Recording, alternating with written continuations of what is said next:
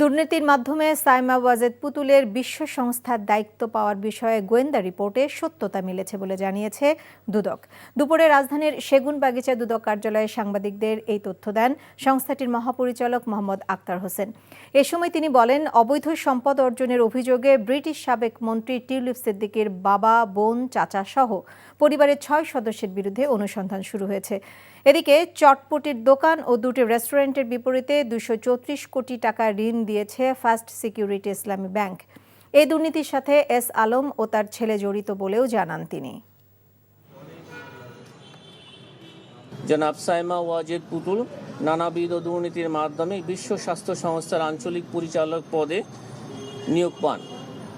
সাবেক প্রধানমন্ত্রী শেখ হাসিনা তার মেয়ে সাইমা ওয়াজেদ পুতুলকে দক্ষিণ পূর্ব এশিয়ার আঞ্চলিক পরিচালক হওয়ার যোগ্যতা না থাকা সত্ত্বেও WHO এর আঞ্চলিক পরিচালক বানাতে তার ক্ষমতার অনৈতিকভাবে ব্যবহার করেছিলেন মর্মে অভিযোগ রয়েছে।